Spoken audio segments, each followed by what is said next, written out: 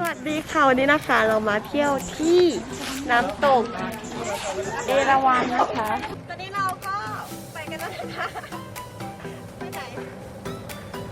น้ำตกชั้นที่หนึ่งนะคะ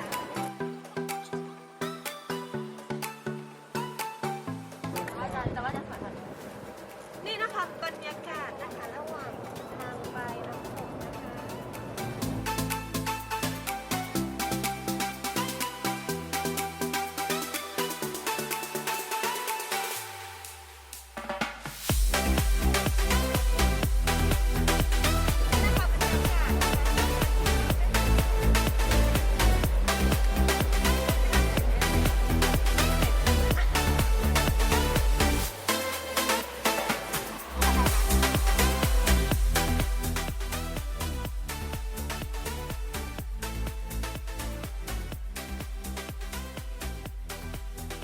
นี่นะคะเรามาถึงน้ำตกเอราวัณนะคะนี่ป้าย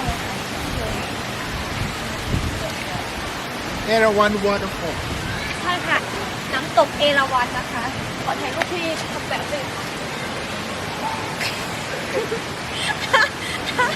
ตอนนี้เราก็มาถึงก็เที่ยงพอดีนะคะก็มากินข้าวกันค่ะนี่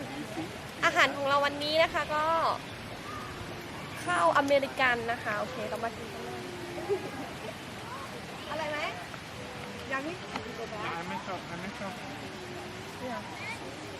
ด้วยซอสเดี๋ยวเราจะไปข้างบนนะคะตื่นเต้นมาก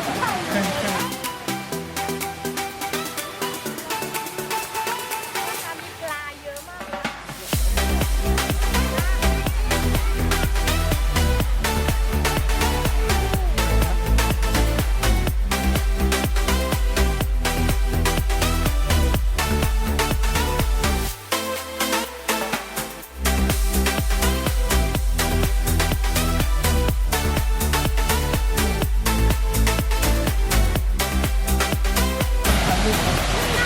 ก็จะเป็นน้ำตกเอราวัณนะคะเราจะสังเกตว่าน้ำมันจะใสมากเลยนะคะเพื่อนๆแล้วก็จะออกแบบสีเขียวนิดนึงอ่ะเขียวฟ้าแบบนี้นะคะเขาบอกว่าเป็นน้ำที่สะอาดแล้วก็เป็นน้ำธรรมชาตินะคะที่แบบว่าสะอาดอะไรอย่างเงี้ยถามเจ้าหน้าที่เขาบอกเลยนะที่เป็นน้ำสีเขียวน้ำมันจะสะอาดนะคะถ้าน้ำประมาณนี้ This water is so clear, so natural with lots of fishes as you can see. We love nature.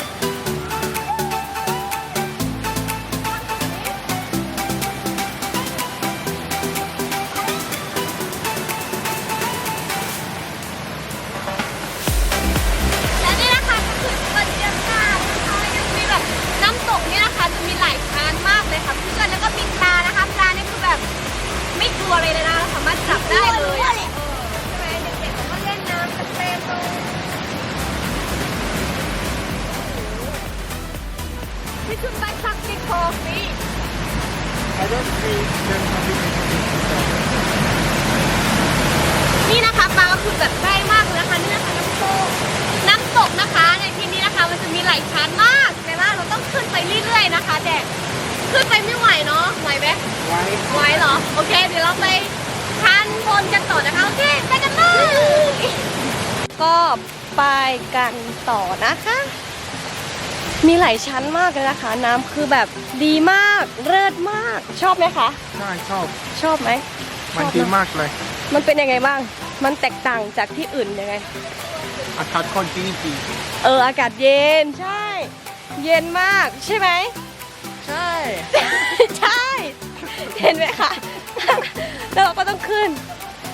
บันไดแบบนี้นะคะขึ้นไปค่ะโอเคไปกันเลย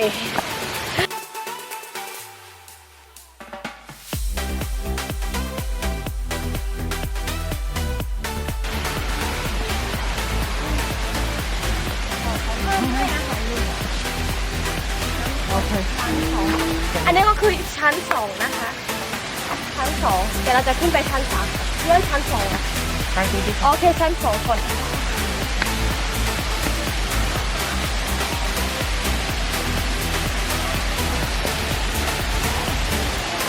Feeling nasa tayo dito. Wow.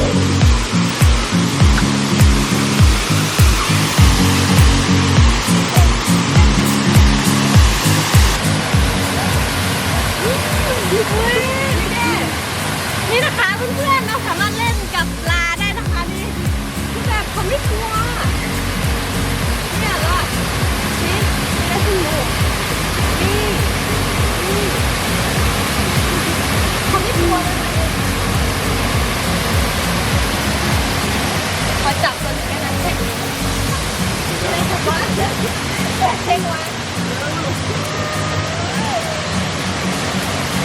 ปลาเผือกเยอะมากเลยนะคะ นี่ก็คือน้ำตกชั้นที่2นะคะลงไปเลย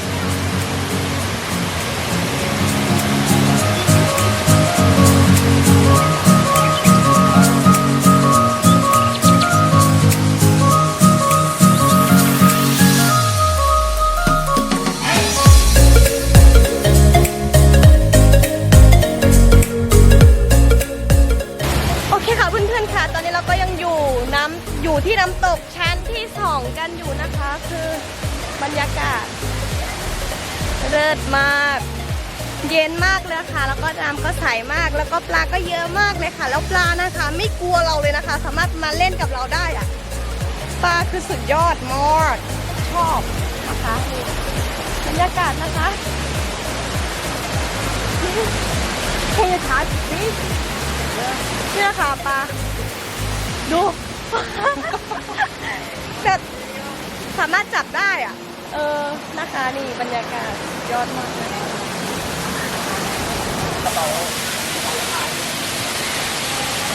นี่นะคะน้ำคือแบบสีคือสวยมากเหมือนในรูปนะคะที่ว่าเขาแต่งอ่ะแต่ที่จริงมันไม่ใช่นะคะเพื่อนๆดูน้ำคือใสมากนะคะน้ำสีสวยอ่ะน้ำคือสีฟ้านะคะสีฟ้าออกไม่รู้อ่ะนี่สวยมากค่ะสวยมากค่ะน้ำตกค่ะเดียวอาฮานี่คือเหมือนรูปภาพเลยอ่ะเหมือนแบบเขาระบายสีใช่ไหมคะสีคือแบบไม่น่าเชื่อที่จริงคิดว่าน้ำไม่ใช่สีแบบนี้ค่ะดูเพื่อนสีสวยมากน้ำตกเลิศมากชอบมากใครที่อยากมาเที่ยวนะคะก็มาได้นะคะนี่ก็คืออยู่ที่เมืองกาญจนบุรีนะคะน้ำตกเอราวัณนะคะโอเคเดี๋ยวไปชั้น3กันต่อเลยค่ะไปกันเลยนี่นะคะเรามาถึงชั้น3แล้วนะคะนี่มีถึงชั้นที่7เลยเหรอ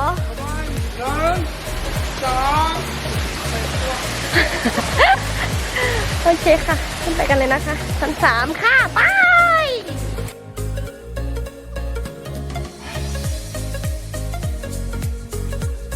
เนี่ยค่ะก็ข้ามสะพานไปจ้า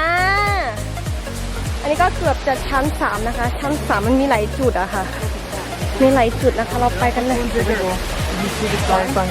โอเคชั้น3นะคะค่ะมาเลยค่ะ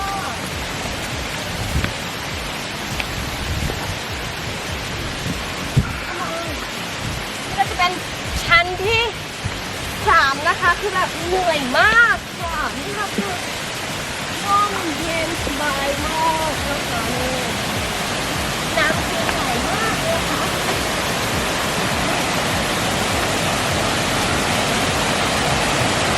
โอ้โหแบบสวยมากทุกคนดู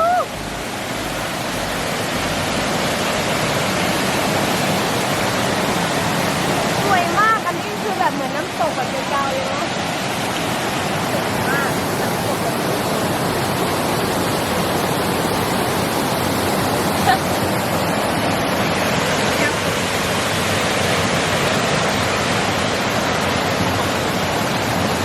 เลิศไหมคะ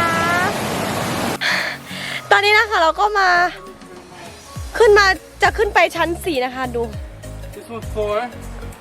5. ควรขึ้นไปไหมคะเพื่อนๆโอ้ I'm so tired เหนื่อยแล้วนะคะไม่ไหวจริงดูควรขึ้นไหมคะเพื่อนๆดูไม่ไหวจ้าไม่ไหว 3, 4, 5, 6, 7. This one we got to. เร็วๆวะ No really Amen. No really We have to see all the waterfalls. The top one, the best one. We hit number 4 and then we I'm so skip. tired. No, Jesus give me strength. ตกลงคือต้องขึ้นนะคะสูงมาก แล้วก็ชันมากเลยนะคะดู You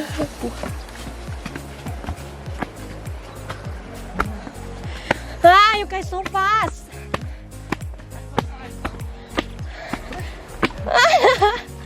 No.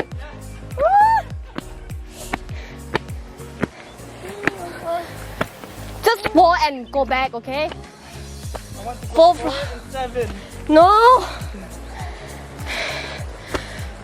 ไม่ไหวนะคะเพื่อนๆชั้น 4 ก็แบบเหนื่อยมาก เขาจะแบบไปถึงชั้น 7 คือแบบใช่เลยคิดค่ะ ไม่ไหวจริง ไม่ไหวนะคะ อันนี้คือทางเข้าชั้นที่ 4 แล้วนะคะ มาดูกันว่าชั้นที่ 4 จะประมาณไหน โอเคไปดูกันนี่นะคะชั้น 4 นะคะ ก็ประมาณนี้นะคะเพื่อนๆมีชั้น 4 นะคะ เรามาถึงชั้น 4 เป็นที่เรียบร้อยแล้วนะคะ แต่ว่าชั้น 4 ไม่ค่อยเท่าไหร่นะคะ เดี๋ยวเราก็จะ น้ำเพื่อนมีแอลกอฮอล์ไหม ไม่มีอ่ะบริการดูชั้น 4 ก็ประมาณนั้นนะคะ ก็จะลงไปแล้วนะคะ เพราะว่ามันเหนื่อยมากนะคะ แล้วก็เย็นนี้เรามีนมัสการพระเจ้าด้วยกันนะคะโอเคค่ะเพื่อนๆค่ะวันนี้นะคะเราก็มาเที่ยวน้ำตกกันเนาะน้ำตกเอราวัณนะคะ ที่เมืองกาญจนบุรีนะคะ แล้วก็วันนี้เรามาไปถึงชั้นที่ 4 เองนะคะ ก็วันนี้ก็จะจบลงแค่นี้นะคะการเที่ยวน้ำตกวันนี้ก็จะประมาณนี้นะคะคร่าวๆเบาๆนะคะ ถ้าเพื่อนๆคนไหนอยากมาก็สามารถที่จะมาได้นะคะโอเคค่ะไว้เจอกันคลิปหน้านะคะบ๊ายบาย